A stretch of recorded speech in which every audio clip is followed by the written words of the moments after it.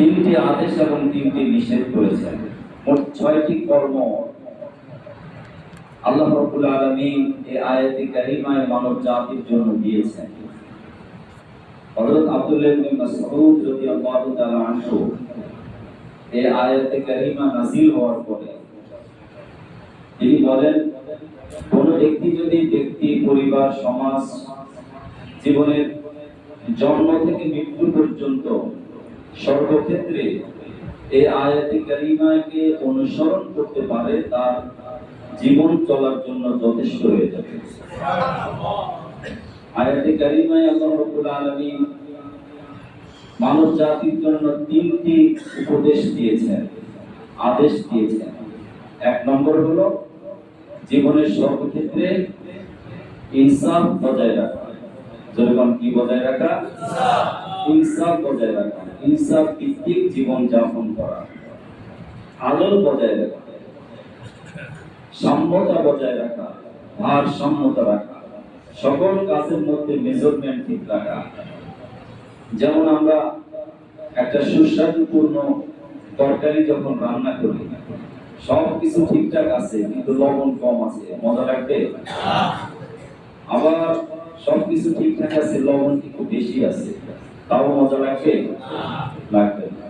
ঠিক আমার আপনার জীবনের ভারসাম্য রক্ষার জন্য আল্লাহ পাকের এই নির্দেশ, আদলকে সবসময় মনে রাখতে হবে। আদলের আরেকটি আরো উচ্চাঙ্গের একটি বিষয় হলো ইহসান, যে আমি আপনি যা কিছু করি আল্লাহ রাব্বুল আলামিনকে আমার সামনে হাজির নাজির জেনেই করি, যে আমি আল্লাহকে দেখতে পাচ্ছি, আল্লাহ আমি যা কিছু করি তিনি অবশ্যই আমাকে দেখতে পান, ঠিক কিনা? এরপরে মানবতার যে হক রয়েছে, আমি আপনি দুনিয়াতে আসছি একাকী, কিন্তু আমার করণীয় বর্জনীয়, আমার রক্তের সম্পর্কের আত্মীয় যারা, যাদের উছিলায় এই পৃথিবীর আলো বাতাস দেখতে পেয়েছি, আমাদের মা এবং বাবা, ভাই বোন, আত্মীয় স্বজন, সন্তান সন্ততি, পাড়া প্রতিবেশী, নিকট আত্মীয়, দূর আত্মীয় থেকে শুরু করে প্রত্যেকের হকের ব্যাপারে সচেতন থাকা। চিন্তা করি এই তিনটি উপদেশ আমার আপনার জীবনের জন্য কত বেশি জরুরি, ঠিক কিনা বলেন? এরপরে তিনটি নিষিদ্ধ কাজ, ওয়ায়ানহা আনিল ফাহশাই ওয়াল মুনকারি ওয়াল বাগি। আল্লাহ তাআলা নিষেধ করেছেন সকল প্রকারের অশ্লীলতা থেকে, নীতি নৈতিকতা বিবর্জিত যত কাজ রয়েছে, যেটি আমার আপনার বিবেক বাধা দিবে, বিবেক বলবে যে না এই কাজটা নীতি বহির্ভূত, এরকম সকল প্রকারের গর্হিত অন্যায় অপরাধমূলক সকল কাজ থেকে বিরত থাকা।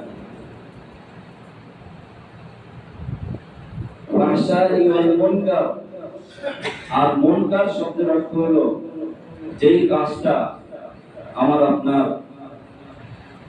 অন্তরে ঘৃণা সৃষ্টি হবে, যেই কাজের মাধ্যমে, যে কাজ কখনো যদি আমরা শয়তানের প্ররোচনায়, শয়তানের প্রবঞ্চনায় করে ফেলি, তখন ভিতরে আমাদের একটা অনুভূতি জাগ্রত হবে যে এই কাজটা করা ঠিক হয়নি, এই কাজটা আমার আপনার করা কি হয়নি, ঠিক হয়নি। এরকম একটা চেতনা যখন জাগ্রত হবে, ওটাই মুনকার, গর্হিত, অযাচিত, অনাকাঙ্ক্ষিত, যেটা আমার আপনার করা উচিত ছিল না, এটাই আল্লাহ রাব্বুল আলামিন নিষেধ করেছেন। সুবহানাল্লাহ। ৩ নম্বর, আল্লাহ রাব্বুল আলামিন মানব জাতিকে যে কাজটি করতে নিষেধ করেছেন সেটা হলো বাগিয়ন শব্দের অনেকগুলো ব্যাখ্যা রয়েছে।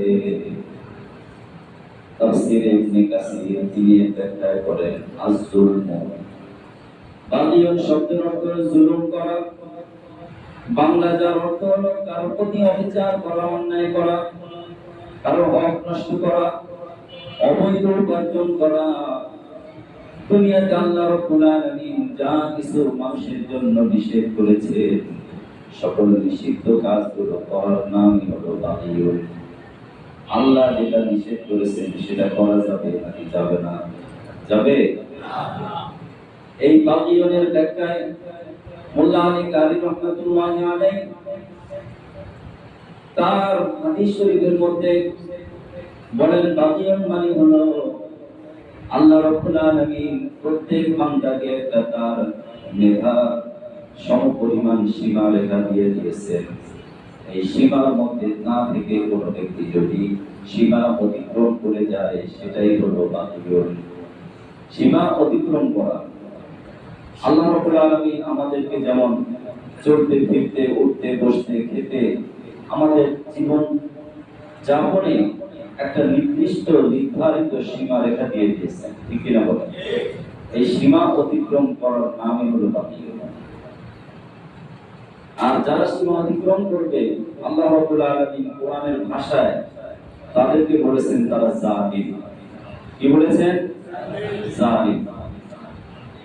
আর জুলুম বলা হয় অজুরুশ শাইই গায়রুল মাহিল্লি, যে জিনিসকে যেখানে রাখা উচিত, যেই কাজ যেখানে করা উচিত, যেই কথা যেখানে বলা উচিত, যেই জিনিসকে যেখানে রাখা উচিত, যেই কাজ যেখানে করা উচিত, যেই কথা যেখানে বলা উচিত, আর যেই কর্ম আমার যেখানে করা উচিত সেটা না করে অন্যত্র করার নামই হলো জুলুম।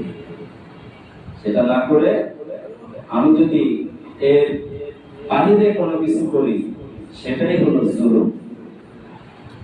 ইন্নাল্লাযীনা ইয়াযলিমুনা আন-নাসা ওয়া ইয়াবগুনা ফিল আরদি বিগাইরিল হাক্ক।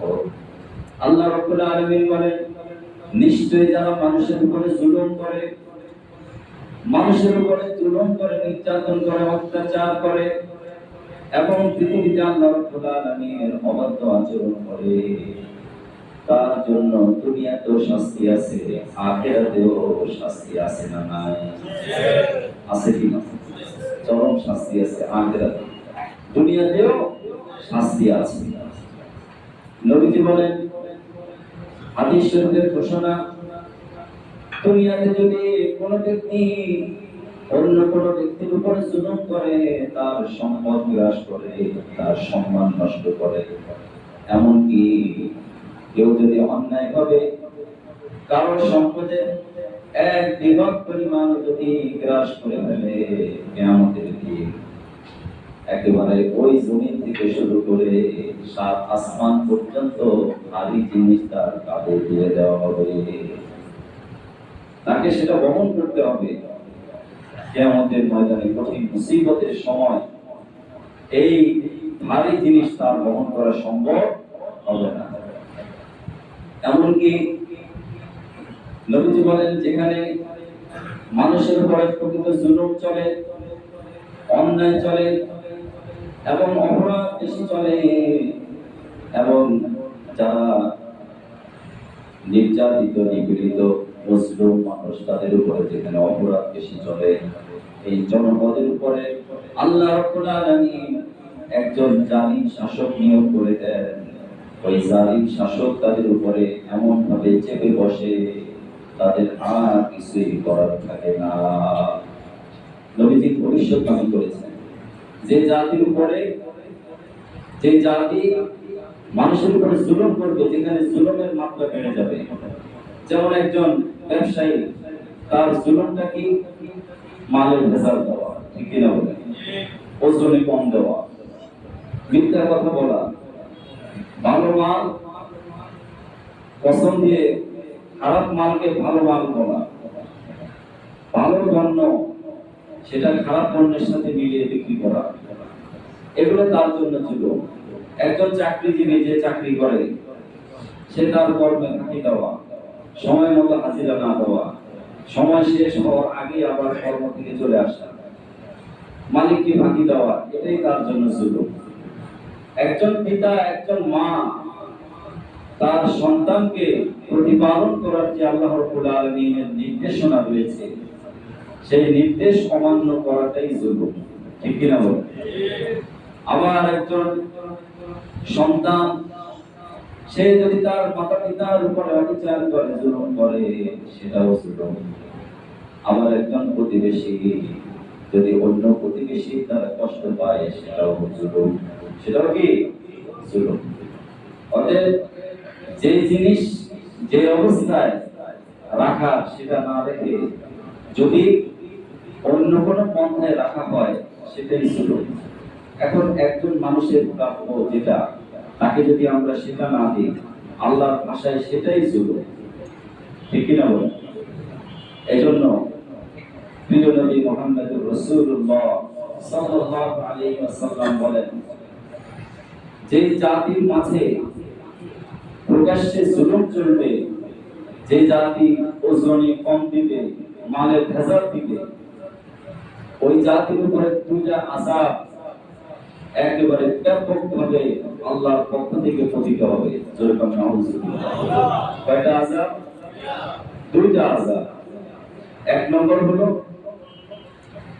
যে আসমান থেকে এমন কঠিন কঠিন আযাব, এমন কঠিন কঠিন ঝড় বৃষ্টি, ভূমিকম্প, ভূমিধস এবং দুর্ভিক্ষের মতো এরকম মহামারী দেখা দিবে, যে কোনো চিকিৎসক, কোনো ডাক্তার তার প্রতিষেধ তার করতে পারবে না, চিকিৎসাও করতে পারবে না। এরকম কঠিন দুরারোগ্যে মানুষ পড়ে যাবে। এজন্য মুহতারাম হাজিরিন, নবীজি সাল্লাল্লাহু আলাইহি ওয়াসাল্লামের এই সতর্ক বাণী থেকে আমাদের জন্য কি করা উচিত? আল্লাহ রাব্বুল আলামিন আমাদেরকে যাকে যে উদ্দেশ্যে তৈরি করেছেন, যার দায়িত্ব যতটুকু, যার কাজ যতটুকু, ততটুকু পুরোপুরি করার নামই হলো ইনসাফ। ঠিক কিনা বলেন? এজন্য আয়াতে কারিমায় শুরু হয়েছে ইনসাফ দিয়ে, আর শেষ হয়েছে সীমা লঙ্ঘন দিয়ে। যে ব্যক্তি জীবনের সব ক্ষেত্রে ইনসাফ কায়েম করার চেষ্টা করবে, সন্তান যদি হয় মাতা পিতার প্রতি ইনসাফ করবে, মা বাবার কথা মানবে, মা বাবার অবাধ্য আচরণ করবে না। আর যদি মা বাবা হই, আমাদের সন্তানদেরকে অন্যায় করার রাস্তায় আমরা দেব না। সন্তান যদি অপরাধ করে আমার আপনার প্রশ্রয়ের কারণে, আমার আপনার বেশি আদরের কারণে, অথবা তাদের প্রতি বেশি সিম্পেথি দেখাতে গিয়ে যদি তাদেরকে অন্যায়ের কাজে আমরা সাহায্য করি অথবা পূর্ণ সমর্থন করি, সেটাও সন্তানের প্রতি মা বাবার পক্ষ থেকে জুলুম। ঠিক কিনা বলেন? মৌন সমর্থন করলাম, কিছু বললাম না। আবার অনেক সময় দেখা যায় যে সন্তানের অতিরিক্ত অত্যুত্বপূর্ণ আচরণ এবং বন্ধু বান্ধবের সাথে চলে এসে নেশাগ্রস্ত হয়ে যায়, তখন আর মাতা পিতাকে সে আর মানে না। ঠিক কিনা বলেন? এরকম আমাদের সমাজ থেকে শুরু করে বাংলাদেশের প্রত্যেকটা সমাজে কম বেশি আছে না নাই? অবাধ্য সন্তান মা বাবাকে আর মানে না। মা বাবা নীরবে নিভৃতে বালিশে মাথা রেখে রাতের বেলায় কান্না করে, সারাদিন কাঁদে, মানুষের কাছে করতে থাকে, বন্ধুদের কাছে করে, আহারে সন্তানকে এত যত্ন করে লালন পালন করলাম, আজকে সন্তান আমার কথা মানে না, আজকে সন্তান আমার অবাধ্য হয়েছে।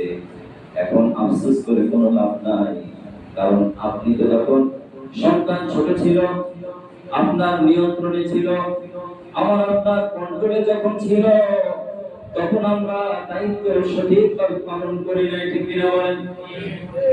আমরা তাকে শিখাই নাই লা ইলাহা ইল্লাল্লাহু মুহাম্মাদুর রাসূলুল্লাহ সাল্লাল্লাহু আলাইহি ওয়াসাল্লাম। আল্লাহ যে সবথেকে শক্তিশালী, আল্লাহ ছাড়া কোনো মাবুদ নাই। এই তাওহীদের বীজ, তাওহীদের যে গাছ, এই তার হৃদয়ে আমি রোপণ করতে পারি না। এই কারণেই এখন সে আমার আপনার কথা মানে না। হযরত ওমর রাদিয়াল্লাহু তাআলা আনহুর কাছে এরকম একজন বাবা এসে তার সন্তানের ব্যাপারে শিকায়ত করলো। ঘটনা আমরা অনেকে শুনেছি, বিভিন্ন বক্তাদের কাছে বিভিন্ন ভাবে শুনে থাকি, যে সন্তান বলছে বাবার কাছে, হযরত ওমর রাদিয়াল্লাহু তাআলা আনহুর কাছে সন্তান এসে বলছে, বাবা এসে বলছে সন্তানের কথা যে আমার এই ছেলেকে আমি ছোটবেলায় লালন পালন করেছি, এখন আমি বৃদ্ধ অবস্থায় আছি, আমি অতি কষ্টে আছি, সন্তান ভালো খায়, ভালো জায়গায় থাকে, পরিবার পরিজন নিয়ে খুব সুখে আছে, আমার এখন উপার্জন নেই, শরীরে শক্তি নেই, আমার এই সন্তান আমাকে একটু দেখতেও আসে না। হযরত ওমর রাদিয়াল্লাহু তাআলা আনহু সন্তানকে ডাকলেন, ডেকে বললেন, তোমার বাবা যেটা তোমার বিরুদ্ধে কথা বলেছে কথা কি ঠিক আছে? সন্তান বলল, আপনার সামনে আমার বাবাকে আমি কয়েকটা প্রশ্ন করতে চাই। এক নম্বর কথা হলো, আমি যখন বুঝতে শিখেছি, আমি যখন কথা বলতে শিখেছি, আমার বাবা কি আমাকে কখনো ভালো কিছু শিখিয়েছে? বাবাকে জিজ্ঞেস করেন। আমার কি নাম রেখেছে? এমন একটা নাম তার রাখা হয়েছে যে নামের অর্থ হলো কঠিন। নামের অর্থ কি? কঠোর।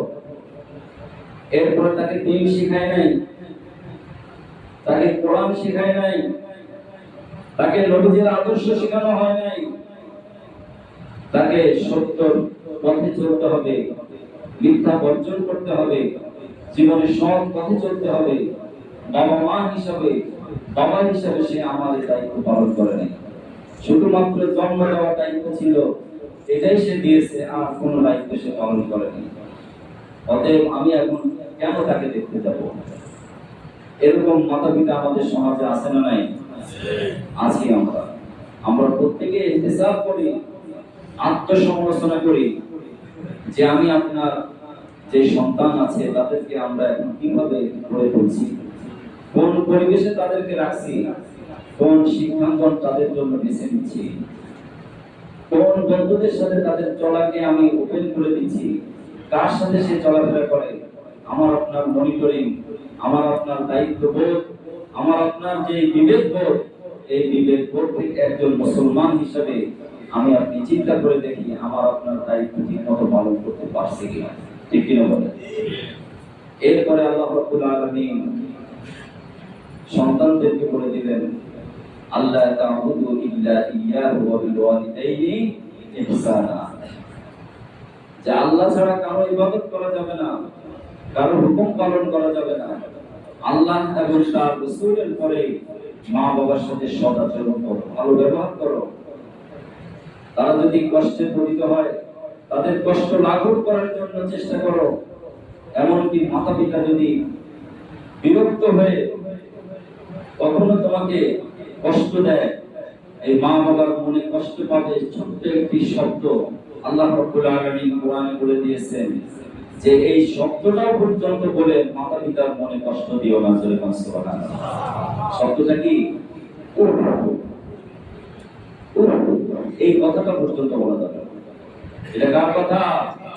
আল্লাহ তাআলা বলেছেন, ওয়ালা তাকুল লাহুমা উফিন ওয়ালা তানহারহুমা ওয়া কুল লাহুমা কওলান কারীমা। ওয়ালা তাকুল লাহুমা, মা বাবা দুজনকেই শব্দটা বলা যাবে না। ওয়ালা তানহারহুমা, এবং ধমক দিয়ে কথা বলা যাবে না, এবং তাদের সাথে নম্র ভাষায় মাথা নিচু করে ভালোবাসার স্বরে একেবারে সুন্দর করে কথা বলো, যেন তোমার কথা শুনে মা বাবা খুশি হবে। আর মা বাবা খুশি হলে কে খুশি হন? আল্লাহ খুশি হয়ে যান। আজকে আমরা যারা এখানে আছি, যারা যুবক আছি, তরুণ আছি, যাদের মাতা পিতা এখন বেঁচে আছে, আল্লাহর পক্ষ থেকে মহান নিয়ামত আমাদের ঘরে আছে, বলি আলহামদুলিল্লাহ। যে কোনো একজন থাকলেও বুঝতে হবে যে আপনার জান্নাত এখন আপনার ঘরে আছে। ইচ্ছা করলে তার সেবা করে আপনি জান্নাতি হতে পারবেন ইনশাআল্লাহ। এইজন্য ভাইরা আমার, দুনিয়াতে সবচেয়ে বড় জুলুম হলো আল্লাহ রাব্বুল আলামিন আমাকে যে একটা সীমারেখা দিয়ে দিয়েছেন, তাওহীদের ক্ষেত্রে সীমারেখা, আমার চলাফেরার ক্ষেত্রে সীমারেখা, আমার উপার্জনের ক্ষেত্রে সীমারেখা, আমার জীবন যাপনের ক্ষেত্রে যে সীমারেখা, এই সীমা অতিক্রম করা যাবে না। সীমা যারা অতিক্রম করে, আল্লাহ রাব্বুল আলামিনের ভাষায় ইন্নাল্লাহা লা ইউহিব্বুল মুতাদিন, আল্লাহ তাআলা যারা সীমা লঙ্ঘনকারী তাদেরকে ভালোবাসেন না, তাদেরকে পছন্দ করেন না।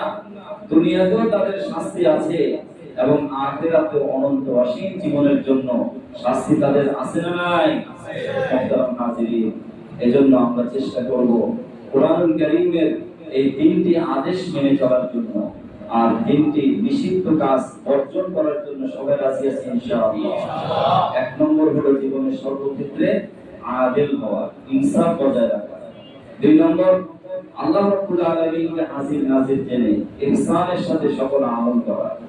তিন নম্বর, আত্মীয় স্বজন, মাতা পিতা সবার সাথে হুসনে সুলুক, সৎ আচরণ করা। এটা হলো তিনটা আদেশ। আর তিনটা নিষেধ কি? এক নম্বর হলো সকল প্রকারের অশ্লীলতা বর্জন করা। আর যেটা অনাকাঙ্ক্ষিত, সবার যেটা অপছন্দ, আল্লাহ যেটা অপছন্দ করেন, সকল অপছন্দ কাজ বর্জন করা। আর তিন নম্বর হলো জীবন চলার ক্ষেত্রে আল্লাহ তাআলা আমাদেরকে যে সীমা রেখা দিয়ে দিয়েছেন, এই সীমা অতিক্রম না করা। আমরা রাজি আছি তো ইনশাআল্লাহ? আল্লাহ তাআলা যেন আমাদের সবাইকে কবুল আর মঞ্জুর করে নেন বলে আমিন। আমাদের সেক্রেটারি কথা বলতে চেয়েছিলেন, উনি আছেন কিনা জানি না, হয়তো আছেন। আল্লাহ তাআলা যেন আমাদের